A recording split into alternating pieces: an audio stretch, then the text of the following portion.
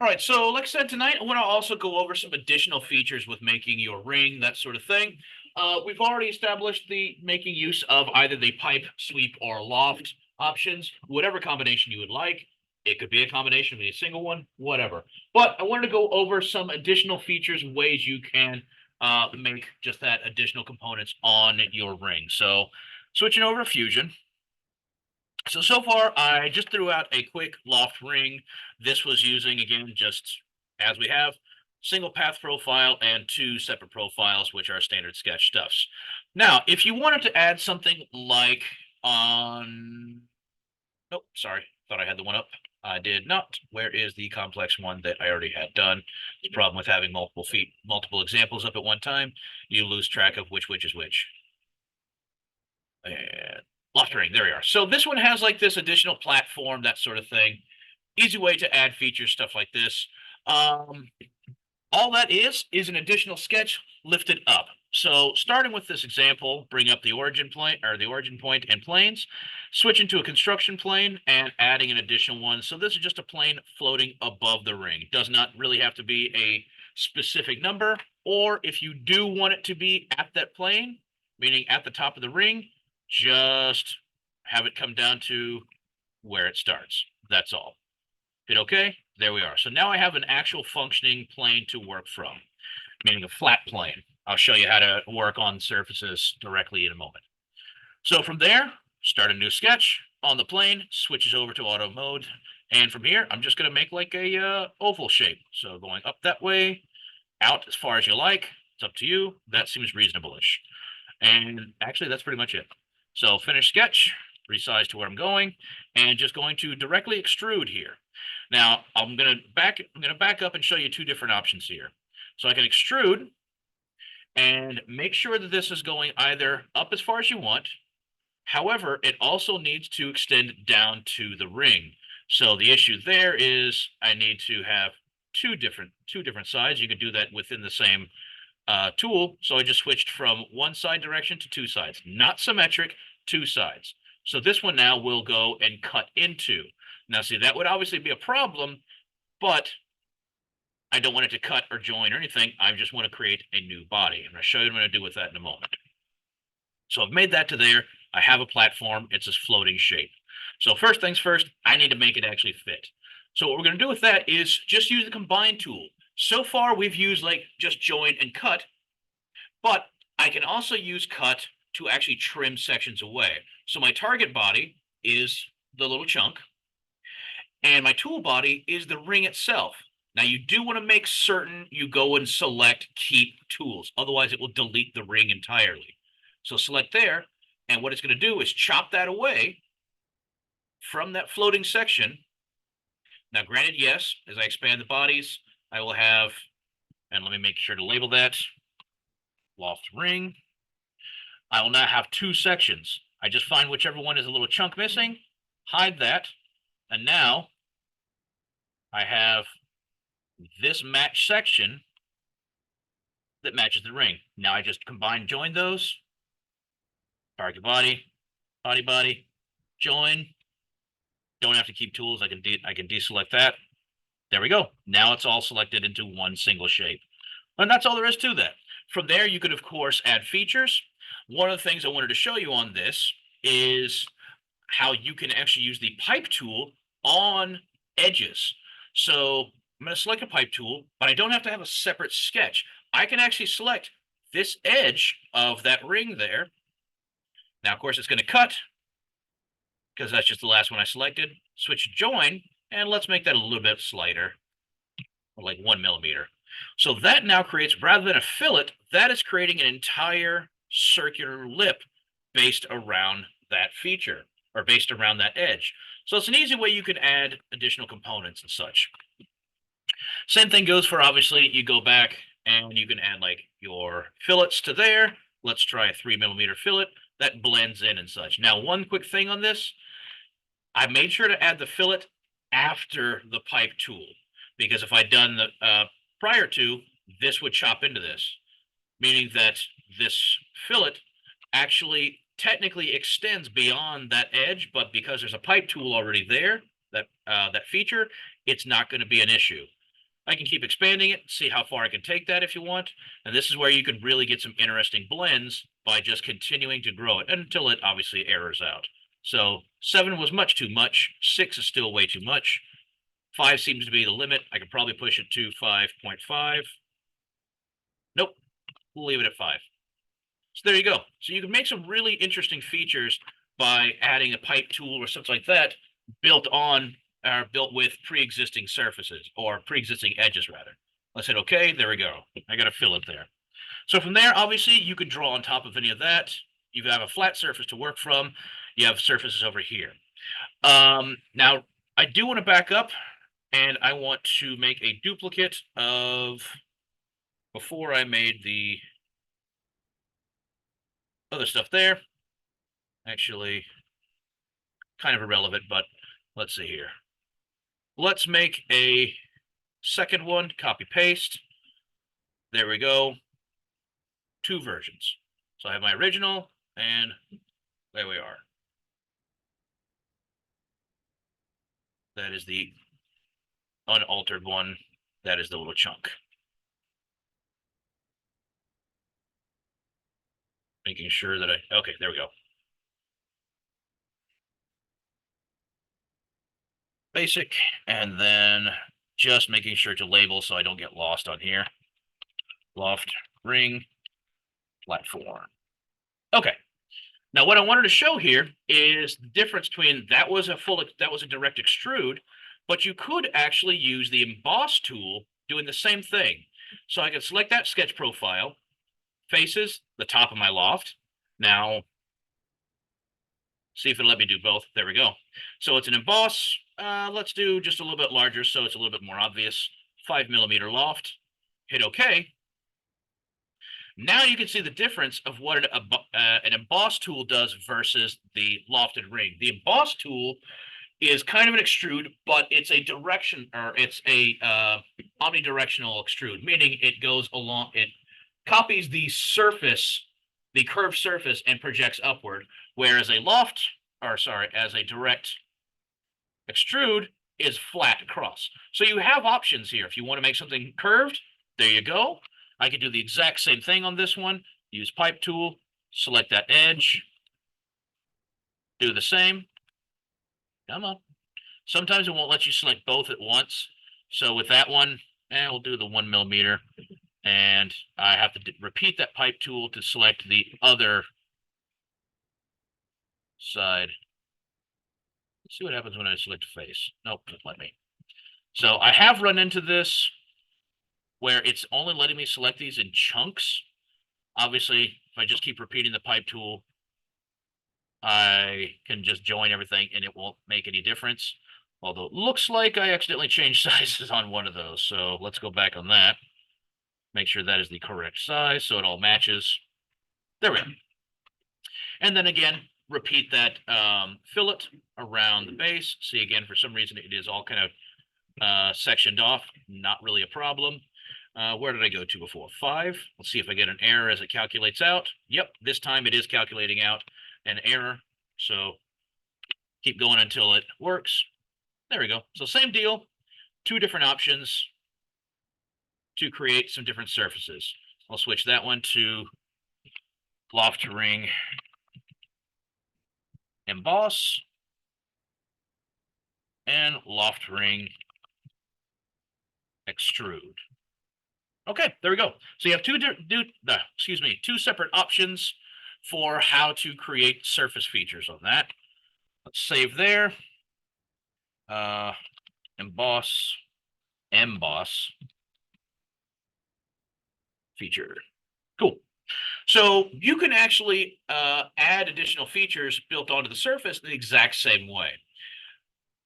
Should have made another one. So let's go back in time and make one more copy of that original. Copy paste. There we go. Loft ring. Oh, loft ring. Boss. If I could spell, that'd be even better. Features. Okay. Back to present. So gonna go ahead and hide those other 2. This is just the basic one there. I can do the same thing again, but depends on where I want to place the features. So if I want to put them on the side or even the inside, if you wanted to do like an inscription or something like that, that is totally possible, depending on where you put the feature or where you put the sketch. So just for grins, let's see here. Let's put a sketch looking straight down. And let's put some text here. Now, of course, I do need to create a text box for this. So we'll just center that out, hit OK. And let's see here. Ring-a-ling. I don't know. You write whatever you care to. Now, obviously, your font size needs to be, size enough to where it's actually fits. So let's shrink that down, maybe somewhere in between. I don't know. Totally up to you. Again, you can insert, what's that? Ordinarily I'd say get out of my class, but today, yeah, let's lean into it. Oh, God, it is in there. Comic Sans. That is just the worst. Okay, so we horrifyingly have that in Comic Sans. So how Emboss works is you have your sketch floating above the surface you intend to emboss. So we'll go to Create, Emboss. We select this horrible text, and then select our faces. Now, the trick to this is I'm selecting two. Let's see if it works.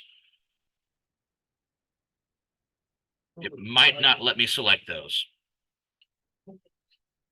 Oh, God, it works. That's the worst. And in this case, we'll deboss so it cuts into it, so you wouldn't have this terrible font just mashed into your hand. You can do it like The inverted so that it imprints on your finger. Yeah, that's what I was saying. That's just the worst. You want to permanently have Comic Sans burned into your skin. Monster. What else? Absolute monster. Now the problem here is I'm running into something here. When I used deboss, it switched to above. But when I used emboss, which is protruding outward, it was coming out bottom. Letting it recalculate. Okay, come on. So, all right, weird. It's working on the top. So that is kind of funky. Let's see if I can work this a little bit better. Yeah, weird that it's doing it up there. So let's try some of the other features. You can actually move and emboss around. So what I did is I just drug it all the way down around the ring here. I'm going to see what happens. Hopefully it's not crashing the computer. So what I'm having to do here, it looks like, is actually drag that emboss around. And it is doing some funky stuff.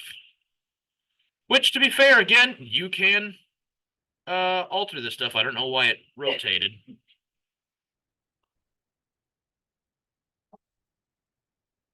Yeah, again, loft is an oddball thing.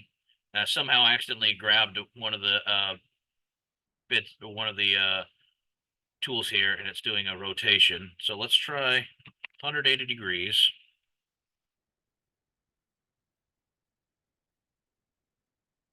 What happened there? Weird, it threw it over there. All right. 90 degrees.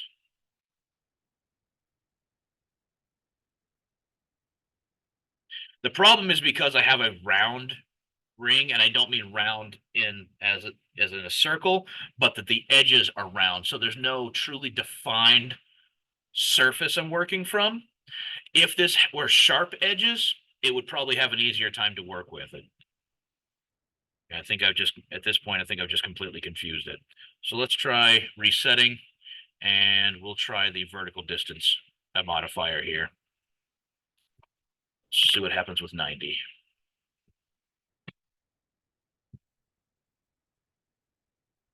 This is, of course, one of the things of, all right, so emboss with complex stuffs.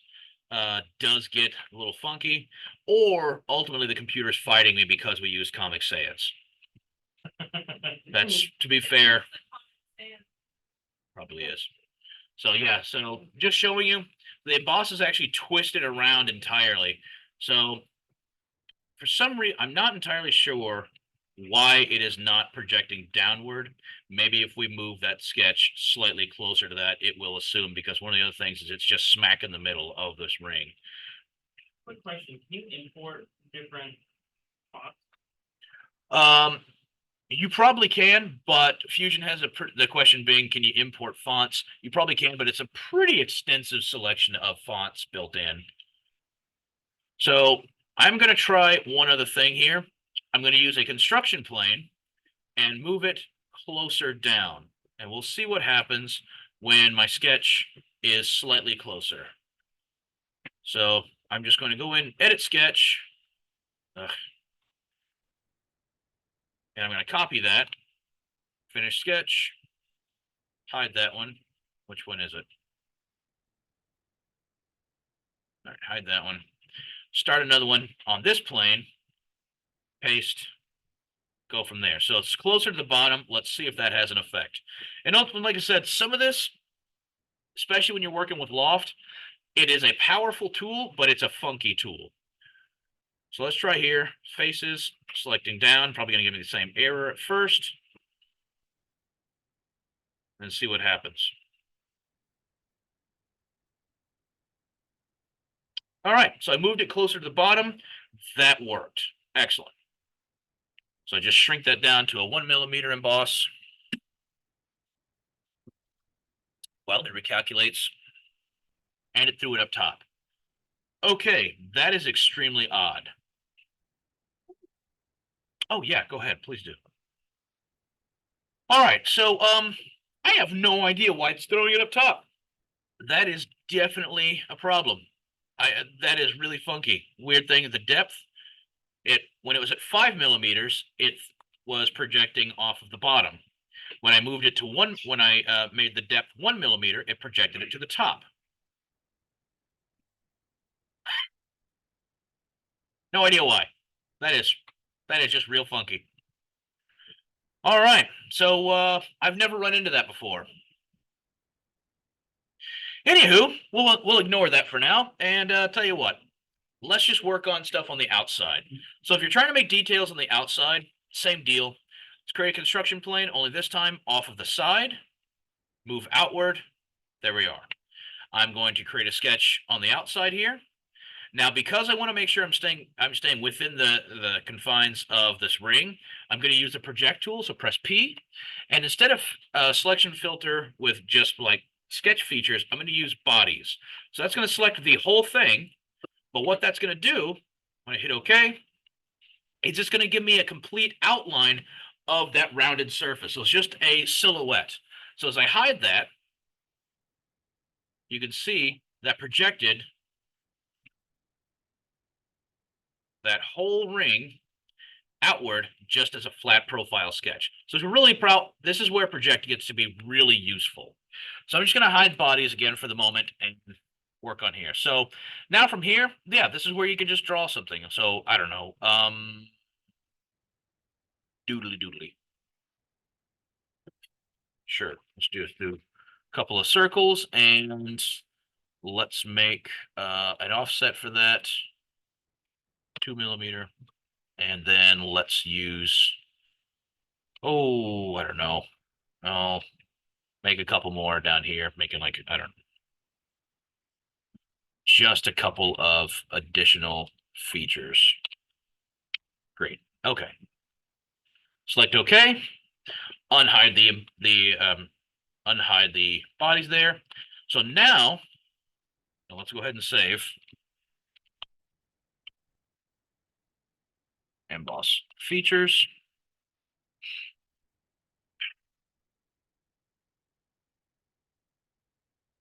Select emboss, select my sketch profiles. I'm going to try and select multiples, but it won't always do that. Right now, it seems to be letting me. Select my face. Now, because I'm being able to only select one side, it should function much better, and it is. So now it's working exactly as it should. Famous last words. All right, no, that's working properly. So you can project onto a surface and use the emboss tool to create form-fitting pieces. But one of the things I wanted to show you on this is you can move these features on the surface. So I'm going to drag down a little bit, and you can see it's actually moving my sketch and recalculating where I've placed it. So the convenient thing about that is you can project something onto the surface or emboss it onto the surface. And if you realize I don't like where that is, you don't have to redraw the entire sketch. That's probably the best option, but you can move the protrusions of emboss on the surface. So it's a really handy tool. And again, it's got significantly more powerful recently with Fusion. Emboss used to be nearly unusable. So there you go. So I don't know, octopus ring, whatever, or a couple little buttons. All right. So emboss, move, great. So I should have made this onto here before, but let me make a quick little jewel, and I wanted to show you how you could make multiples of that too. So going to create a new component here. Just call that jewel. And from there, let's go ahead and I'll build it right there. Sketch right in the center. Let me hide the previous bodies and sketches. And remember, for how to create this, go to polygon. And it doesn't really matter in this case, but we'll use the inscribed polygon, smack in the center. Do not hit enter until you have locked in both of your options. So like here, I'll make it a 5mm bit. And I forgot to select how many faces. So let's Control Z, repeat polygon, do it again. So before I hit anything, leave it at 5, sure, tab over, 6, I'll make 10-sided. There we are. Okay. Now I can make this work. Finish sketch, extrude, up, and we'll do like 1mm up. Does not matter. All right, repeat extrude from the surface up, let's say 5. That might be way too much. And I'm going to use a taper angle of, as we talked about, a very common jewel cutting angle is 42 degrees. So negative, so it angles inward. So yeah, my 5mm extrusion, way too much. Let's say like 2. That works much better. Okay. Orbit under, repeat extrude. There we are. Let's say 3. And again, taper angle, negative 42. There we are. Leaves a nice big flat spot on the bottom. That's okay. Hit OK. From here, we go to construction planes and plane through 3 points and select, excuse me, select 2 points toward the center, 1 point toward the top. So it creates this plane cutting through. Now, I mixed that up. Sorry. 1 point toward the bottom, the 2 points on top. There we are. So what I was about to do was chop off a major chunk of my jewel. Hit OK. Go to split body. The jewel is the body when I split. My splitting tool is the construction plane. See the red circle appear? Chop. If I expand the component, see the bodies, I'm left with body 1, the main, and the little chunk. Hide that. And I will, while I'm here, let's label that as jewel. All right. Use my circle pattern tool with faces selected. That face feature, my axis around which I'm going to revolve is the z-axis, and it's left to 5. So as a 10-sided jewel, make sure it's half of that. So 5 copies, bam. It repeats the entire operation, so I'm not left with a whole bunch of little chunks. Great. Do it again for the bottom. Plane through 3 points. Oh, center point right there. Remember, you cannot have it as a complete point at the bottom yet. You have to have this flat bottom for this to work. Hit OK. Repeat the process. Split body, main body, splitting tools, the construction plane, chop, chop, extra chunk, hide. Circle pattern, that facet or face, axis, z-axis. If you have trouble getting to it, hide the object temporarily. Still at 5, great. There you go. If you wish to have this a full point, go ahead and hide those construction planes and do a final extrude of that polygon at the bottom. Taper angle, -42 to continue that, and just drag it downward until it makes a point. There you go. That's it. Obviously, you don't have to make it come to a point. In fact, probably if you're going to do what I'm going to do with this, make this go along the surface, probably don't. So we'll just Control Z that. There you go. But that's how you do that. Jewel made. All right. Okay, so let's unhide the bodies of the ring. I want to bring back up emboss features, resize, activate the whole project. There we are. So with this, I'm going to make a copy of that jewel.